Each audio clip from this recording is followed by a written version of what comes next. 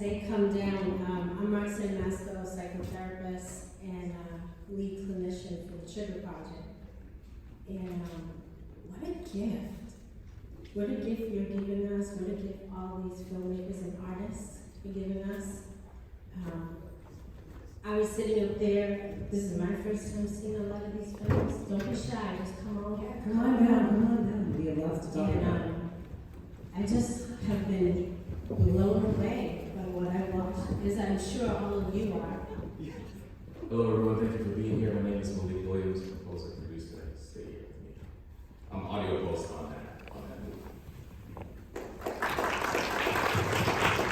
Hello everyone, my name is Jamar Lisma. I was an actor and stay here with me. Hello, my name is Alexandra Cruz. I also acted and stay here with me. Hi, my name is Thato Mwosa. I was a writer-director for Stay Here With Me. Hi, my name is John Yo, and I'm from The Ledge. Hi, my name is Nicholas Silva. I am the cast and crew of the short film Alone. I'm Michael Fernandez Ruiz. I'm the writer and director of Drama. Good afternoon, my name is Keith Maskell, writer and director of Sneaker Therapy. So why don't you bless us and tell us why? Why did you make this film? What got you to this place to want to share this beautiful work with us? Start anywhere, don't be shy. So for me, for Stay Here With Me, I've been thinking a lot about mental health. I'm an educator. I was working for a long time and as a high school teacher, but now I'm at college level, but I see, especially post-COVID, I saw a lot of my students suffer mental health issues, and not only that, I have family members that have had issues with mental health, schizophrenia, and also bipolar. So as I was preparing to write a new film, I think this was on my mind because it was like right after COVID, half of my students were struggling. It was just in my mind. So I wanted to write from not from a judgment point of view. Like I didn't want to, because I think sometimes when we write, as writers, sometimes we're looking at it from the outside with judgment. So I wanted to just kind of put myself inside with a character and see what are they going through, what are they seeing, because we, for us, and I think everyone has a mental health. Like even for me, I need therapy. I've been in therapy, and right now I'm in transition. I'm trying to find a therapist because I think we all have issues, right? But I was thinking a lot about the character, like if I wanted to explore sort of like bipolar, schizophrenia, what goes inside a person who is suffering from, especially like kind of imagining, hallucinating. So then I created a story, but I'm not a mental health specialist. So my friend, Dr. Jackman, who I think some of you know her, she helped me a lot. I talked to her before I started writing the story, consulted with her, I showed it to her, but then that's when I decided to go ahead and film it. And I found this wonderful actors that I've worked with in my previous film, Mwosa with my girl. And I wanted it to be a coming of age story too, like from a young person's perspective. And that's really how it started. It's just my day-to-day encounter with my students and, worrying about what's happening, especially for me, like post-COVID, it's a crisis, so. Yes, no, thank you very much. Beautiful film.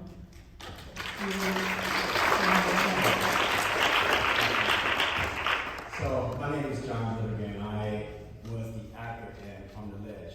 My friend James Jones, he's not here, unfortunately, to be able to do this, but he had filmed my very first music video. And so he came up with this idea. He's like, well, I'm writing this movie And I'm looking for an actor, and I'm like, hello, here I am. So he had me audition for it, but then he started giving me the details about what the film was going to be about.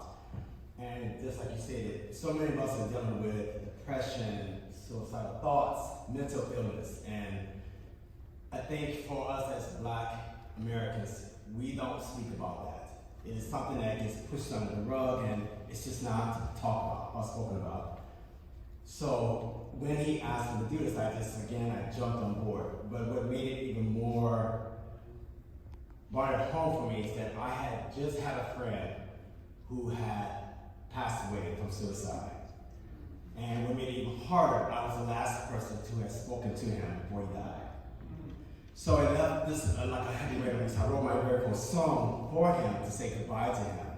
And so when I was now filming this, I had to go back into that thought of what it was like for him to be going through this.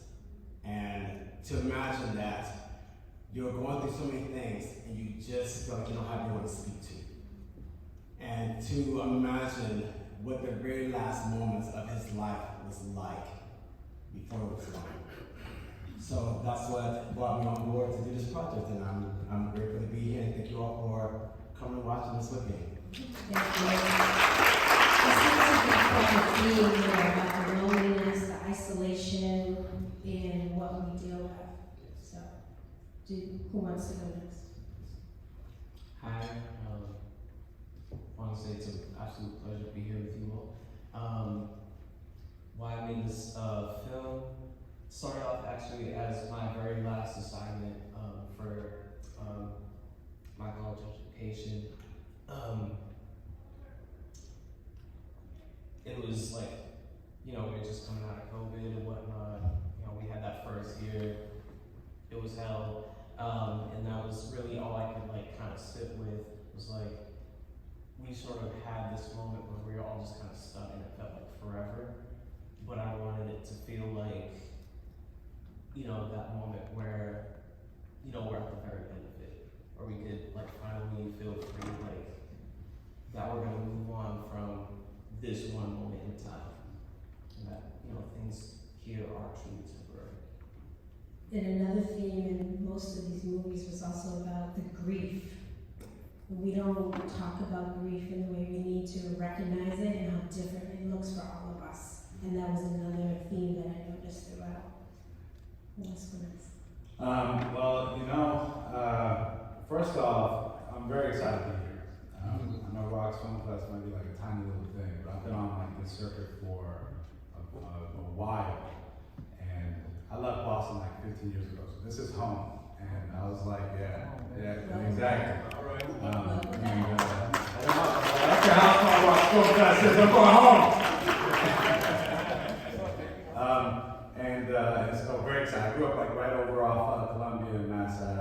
I'm hyped to be here. I'm LA based now, but y'all know I'm coming from Boston. I'm coming. Anyway, Jerome, I made kind of with this. Talking about grief, right? I think I grew up alone with my mom, and sometimes a boy kind of never stops looking for his father. Number one, and I wanted to be able to catch this thing after having been to a museum and seen this really interesting exhibition by Thato called the Jerome Project. If you haven't seen this, yeah, go look it up. It's incredible. And the film kind of pays homage to the Jerome Project in name only, but has the spirit of Thato Jerome Project and of my own experience, having not had my father around, and really trying to ground yourself in recognizing that everything that you actually need is right in front of you. And his mother, in Jerome's case, is enough. And in many of our cases, right now, there are a lot of incredible single mothers out there that do a bona fide job. Amen to that.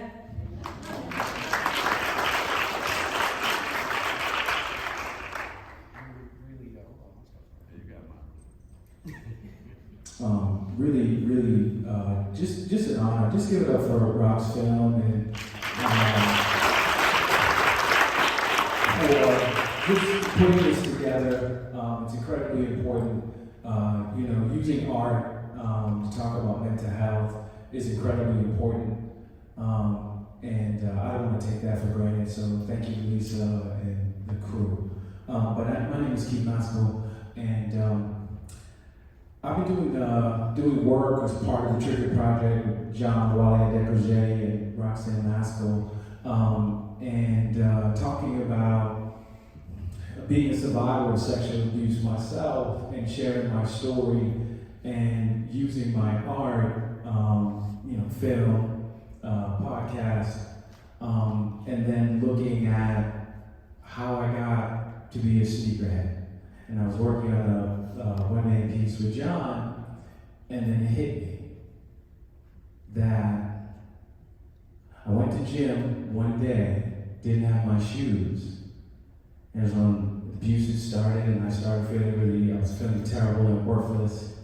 And my gym teacher gave me a pair of Nikes to wear. And it was at Shady Hill, actually, Des. And I put on those shoes, and I felt different, I felt powerful. I couldn't feel the pain anymore because somehow I felt grounded and I felt safe. And I had one of the best sports experiences of my life at that time, and I kept seeking that feeling. And as I started to look back, as we started to, talk about Triggered Life, I started to think about how many more people are like me. Right? People talk about, oh, I'm a sneakerhead, how many pairs of shoes you have, and I was like, no, that's not the question. The question is what's going on. The question is, what are you trying to fill? And I was trying to really fill so much that in my heyday, I had 100 in rotation by my bed. That's not in boxes. That's in rotation. And so I wanted to figure out another way to talk about mental health, but to talk about sneaker culture and to talk about healing. And then I started thinking about this because it was my first form of therapy, because I didn't want to talk to anybody. So I was stuffing everything in my shoes. And so, with the work that we've been doing, I was like, we gotta make it. During the pandemic, it's gritty for a reason, and this is just the beginning of it. So I'm really thankful to have it debut here at Roxbury at home, because we got more to do. We got more people to heal, and we got more folks that are walking around in sneakers, screaming in silence. So we gotta figure out how to help them.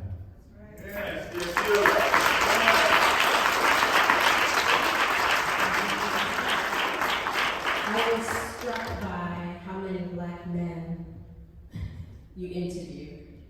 So I just want to say that, because Trey talked about how we don't talk about mental health, but there's also another dynamic to that of black men and brown men and white men not talking. And we're all responsible for that, because that's societal messaging.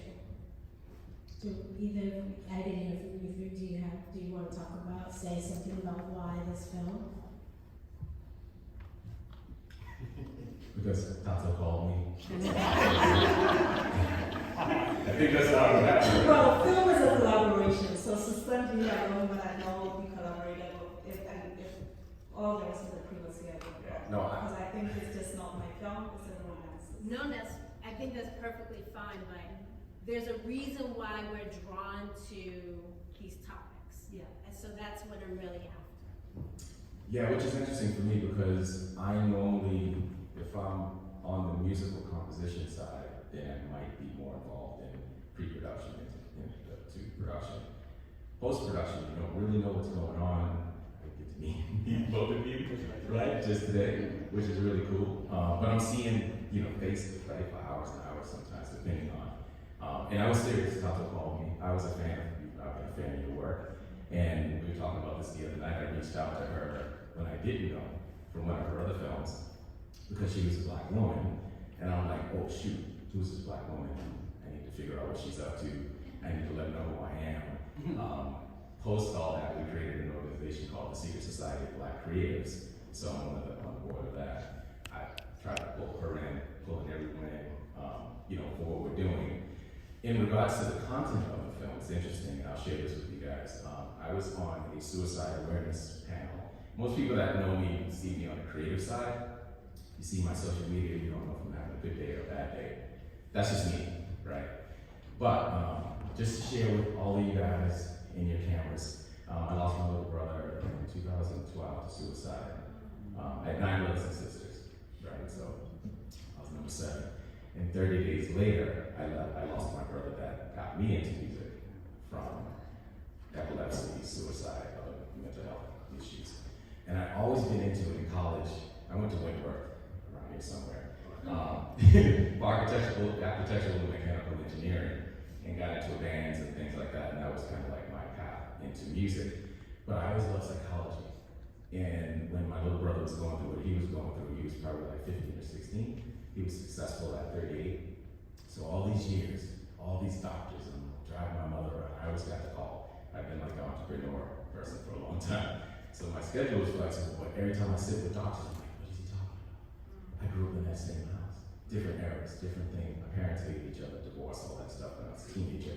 But I've always been kind of different. But that drove me to try to figure out how crazy I was, right? I never told anyone about this in my mid-20s, since I'm old now. But it was interesting. I worked with Jordan Knight, who did Kids on the Block. I was his production manager on his tours. And so I worked with him on salary every week. He lived in the Prudential building in Boston, if you guys know where that's at. And I walked in, I see all these books on his coffee table. I'm like, oh shoot, I read all these self-help books, right? I'm like, dude, what are you doing with these books? That just kind of took me deeper into the fact that it was normal, right? And so for my own way of trying to figure out who am I, what kind of issues do I have, I didn't tell my mother for like 10 years. Never told my mother I was doing what I was doing. But that got me more cognizant of myself, right? To look in mirrors everywhere I go, to try to listen and pay attention to other people. And because I'm in the arts, we can use our art to tell stories, right? So that goes back to the kind of the big picture of what we're doing. From a musical standpoint, from a visual standpoint, I'm very ingrained in the community as far as younger people, mentorship, things like that. That's why I was really excited to work with you.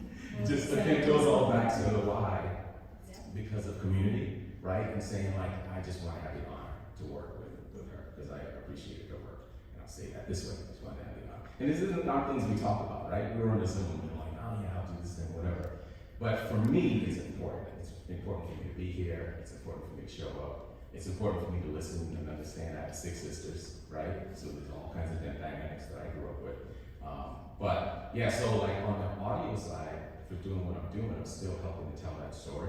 So it was nice to kind of get to know Thato, get to know about her film, her thought process, and everything else. And again, it's not something I normally talk about out loud because it's more of a technical, aspect of what I do. But it is important. It's important for me to share that with everyone here because we are all the same in a way, just different, right? We all have issues, and I think for me being older and being a man, a black man, to be able to talk about it out loud and appreciating, you black men for telling your story, it's really important. So I try to help that. I want to support that. And I'll stop talking. Thank you.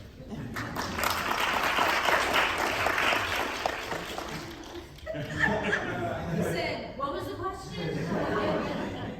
Is there anything that you want to share about why this project was something you wanted to do? Or maybe it's in retrospect right now after seeing the final production, right? Because Thato had the idea, all these people had the idea, but now we have a whole different idea of it in retrospect. So is there anything that you want to share about the meaning of it for you?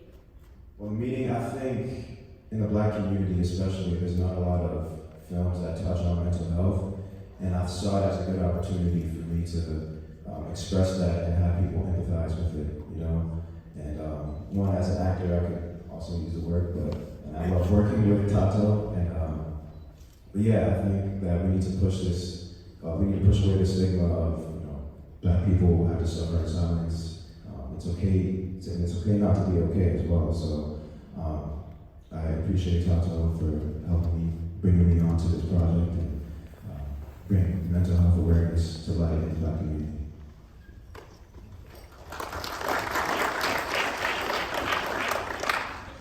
So yeah, I worked with Thato in the past, and she brought this to my attention, and I personally have suffered from mental health, still do. It's not schizophrenia, but it's a form of mental health.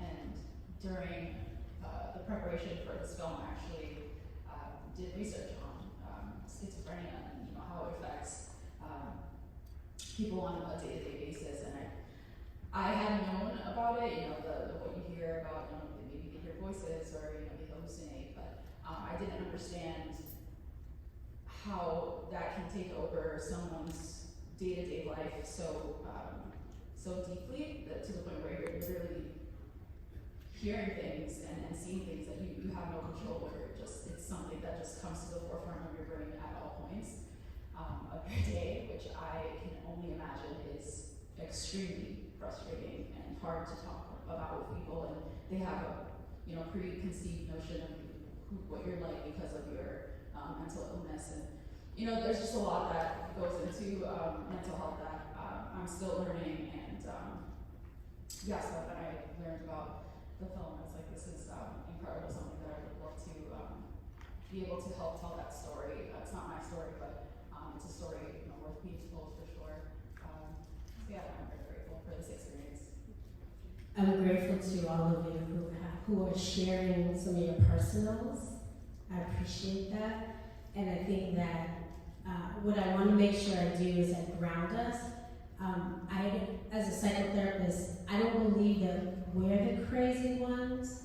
I think the world we live in is crazy. And say it. Oh, we hear it.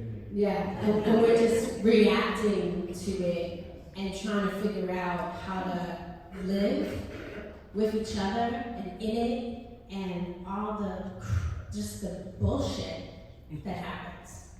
So I just want to ground us in that, because sometimes we need somebody to say that. It's not you, boo. Right? Alright.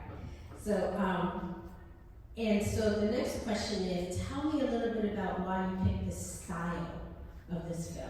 I was writing down all kinds of notes about, ooh, I like that, ooh. I was really into it, but maybe that's because I'm a therapist. But tell me a little bit about the style you chose and why. I think for me, I've always wanted to explore magical realism. I write dramas a lot, and I actually write depressing stuff. I tend to kind of go into the dark side of drama.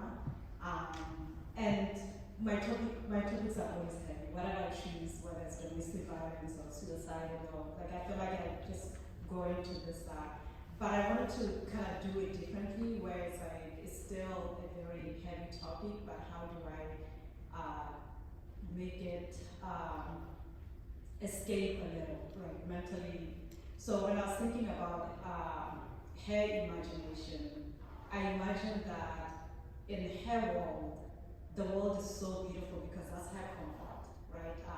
When she escapes the reality, which is sort of, our reality, got issues in this, in our reality.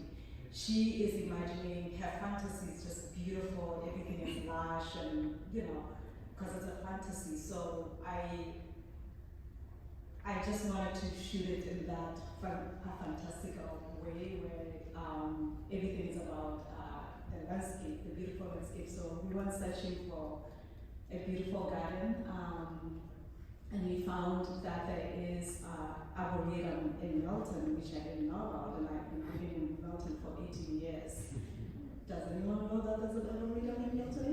Yes, Mary's, Mary, what was it? Mary, we show up.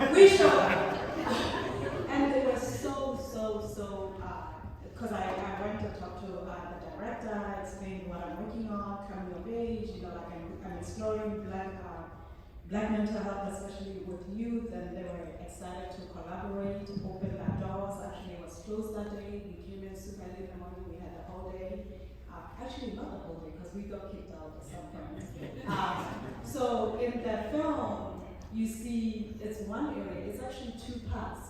So we got kicked out because he wanted to stay and help, but somebody needed to stay. So he was willing to stay, but he stayed until 12 o'clock. So we needed to get out, and then we went to a lake, a pond in Milton that kind of looks like a place. So it's two places, but in the movie is one place. And then when we were locating location scouting, because in my imagination, I was imagining flowers, just lush, vibrant flowers when she walks into the garden. The location scouting at the time, flowers were blooming. Beautiful, like we took pictures with like, oh my God. 3 weeks later, those flowers were all dead. The day of the shooting. So I bought plastic flowers from Amazon. And we plugged them into the trees. So all the kind of like the colors that you see is actually, we bought like boxes of plastic flowers from Amazon. And we were like going through, and we were like, are you okay with just, because in my head I'm like, her world has to be, because it's comfortable. It's like, you know, she wants it to be beautiful. And without the flowers, I'm like, I don't know how this is going to look. It's just going to be green, but I want some flowers. And someone said, you can do CG. I'm like, I don't have money for that. Like, this is a personal budget. So we just, it was just cheap to plug in. When they were lying down in some kind of ugly bush. We plugged in the flowers. That's dedication. So that's what film is. It's cheating, right? But when you look at it, you don't. I'm just saying, but this is a secret. Don't tell anyone. I'm just sharing just because it's like what we do as low budget, micro budget filmmakers. We make it happen. We don't have budgets. We don't have Hollywood budgets, but we make it happen. And sometimes you have to just climb a tree and do what you have to do. So that's what I teach my students too. It's actually, you can make a film. Like I tell my students that a lot of like the limitations that we put that on ourselves, right? Yes, film is expensive, but you can make a film for a really low budget and make it beautiful if you want to. But there are just so many things that you can do. So the style of video was just going for more fantasy. It worked. So you want to talk about style? Sure. So again, James, director who wrote this, he was giving me a concept of what he wanted to do. Now, we filmed this in Chicago. As you saw, I was running through the snow. Chicago, snow, barefoot, so just get all that in your head. I was cold. But I did it for the team because again, we wanted to create this, but the concept was that when we all daydream, sometimes it's beautiful, we're in a great spot, but in this particular moment, Pete was not in a good spot. So we had to take it to a spot where it was cold, it really set the tone that he was definitely at a point where things just had to stop. He was going to end it. So creating that environment was where we had to go to for that. The other part was he was going to actually do the scene in the bar, but as Jamie and I spoke about it, it made it more convincing to be at home because now someone is now disturbing you from your thoughts. And so now it gives me back to reality that now, I need to go and I need to answer this door. And as we did this over and over again, it was how to get into the character of, I've been snapped out of something and I now have to pretend that I'm happy. That someone's at my door and you want to have a conversation with me when I'm thinking like, yeah, I have other things in mind. And I really was trying to see if I could get to that spot. But also now, as we go through this, also understanding that when we talk about, again, mental illness, when we talk about suicide, I often say that, I was having this conversation earlier, is that we are afraid to sometimes talk about what we're going through because people will ask you a general question like, hey, how you doing? But they really don't want to know how you're doing. they really don't want to even talk about it. And the second that you start to say like, well, I'm going to stuff, all of a sudden they're like, oh, I gotta go. Okay, I mean, you're like, hey, I want to verge something here, but they're like, I don't have time. And I think so many times is that we often feel that when we're, I've been in that spot when I'm dealing with my depression or something like that, and I feel like my issue is too much to tell somebody about. And I feel like if I share with someone, I'm burdening them. And so I think that if we can start getting past that point of letting people know that you're never a burden. And no matter what you're going through, I need you to speak about it. I need you to talk about it. Because guess what? The second that you tell me, we now be able to say like, hey, I've been down this spot before too, let me give you some tools that can help you. Or send you to someone who can help you, a therapist that can speak about this. So as you start going through the concept, it just unfolded into a beautiful film. I loved it. So It worked.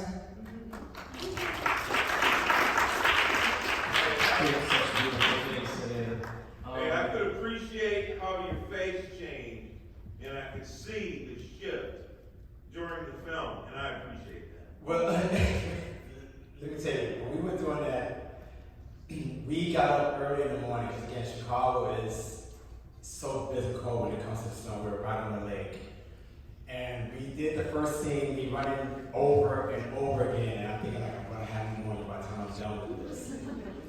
We now go back to James' apartment to start filming. I am hungry, I'm cold, and I'm tired, and I am nasty angry. And he is trying to like, hey, let's cut, let's do this again. I'm like, I'm gonna go home, I'm going to take a nap, I'm going to get some food, I'm going to come back, and we're going to film. So now, by the time you get to see that, we have to now keep going through it. But what helped me to get to that spot was, again, I remember as I wrote my song for my friend, I brought back all that feeling of what I felt when I got the call that he was gone. And so I was able to now go into that, again, I brought all my emotions, but I allowed it to now become a part of my character to play that role. So thank you.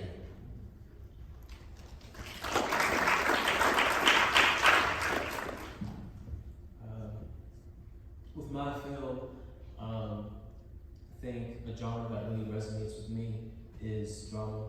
Really love drama. Afro-surrealism, which doesn't really, I don't think hits in this film. So in the short film alone, I really wanted to touch on like depression.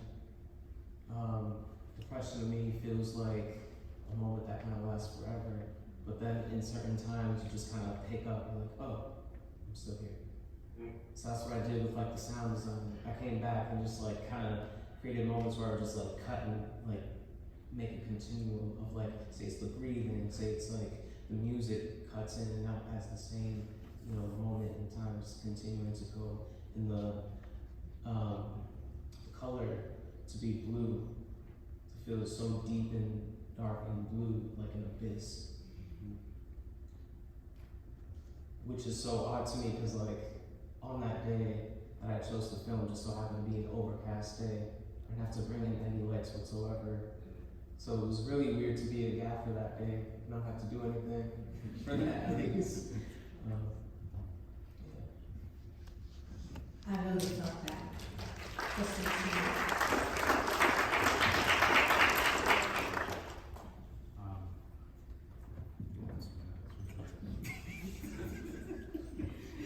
It's like musical chairs over here, which is nice. The question, what's the question? I wasn't able to do a good Style. job, It's y'all. style, right? What's the style? Why'd you pick that style of film? Well, genre-wise, I thought it was just a good vehicle to tell the story, to be able to kind of talk about the things that I want to talk about, which, I knew how important basketball was to the culture, sneakers, which, there's a little bit going back and forth there. There's some posturing that happens a lot of times in the community when you have sneakers and this and that. And what I wanted to make sure with all of just kind of building the world of it all was I didn't want to have framed this kid that was like, you know, poor boy situation. I think too often we see that inculcated into the narrative in Hollywood, right? And it's not wrong, right? I think it's okay that we deal with trauma, but sometimes it's nice to be able to see that explored in different ways. So Jerome being able to go to his friend's house, you know, that house it was a small ass house, and it was intentionally a small ass house. They were a blended family, Black and Latino. I wanted to make sure that we could see, you know, other heroes that are from our own community that are thriving in what we may not see every day, and what that domestic family life is. And then when you go over to his own house and you see Jade, and she's a nurse, that house is really quite vast. It just goes and goes, it's very large, and I wanted to build this idea visually and emotionally in its design that said, this boy has so much more than he even realizes. And sometimes we're just missing that emotionality, that one thing, because we're so distracted looking for this other thing, right? And this other thing has its own legacy. We're talking about incarceration and the posturing that happened there, why somebody ever goes to prison in the first place. Again, something that's very much explored in Thato as far as Jerome Project. So I think so much of the physical space and the color design work was to make it feel as traditional as I possibly could make it, where it would have that, you know, granular aspect that would almost make you think that you're watching a film from the 80s, you know. It feels very 16 millimeter. And at the same time, trying to divert the narrative and say something that was new in the annals of Black cinema, right? To be able to pay homage also to Love and Basketball, right? Something like that. But do that between a mother and her son, and that incredible experience to be a parent and to be a son and to have that emotional connection with one's mother, especially when she's hard as hell, you know. She's a hard mom, man, but she's a good mom. That's the stuff that matters.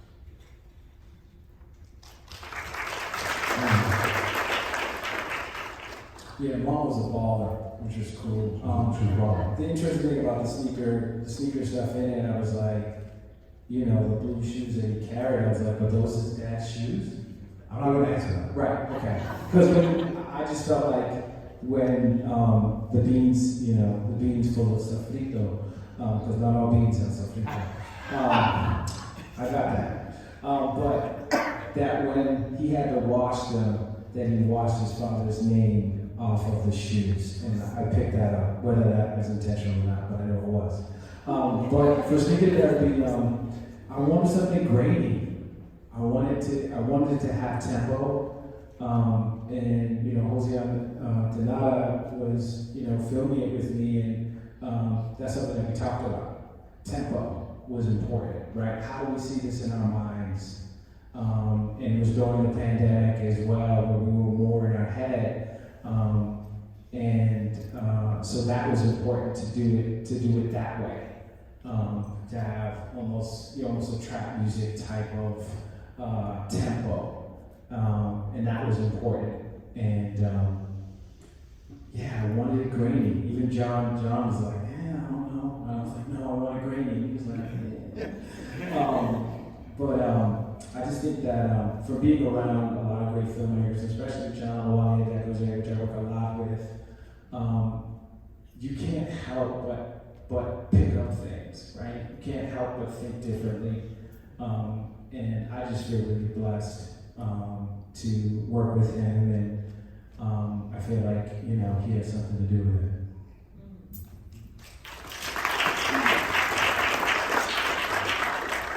So I'm getting the flag, From me, I'm sorry.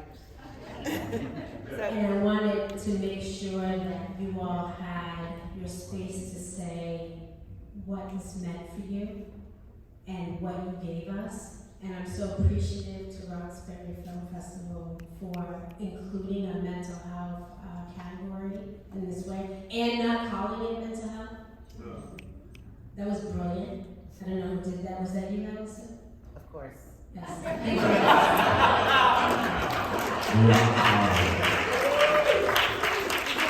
Is that because Lisa's not here? That's that you're saying Lisa's that? not here, I don't see her in the audience. Yes, Allison's in control. But I want everyone to have a chance to talk to the filmmakers, so we're gonna Yes. clear the theater, and they're gonna be out in front, so we can get set up for the next, set. Thank you to everyone. Thank you.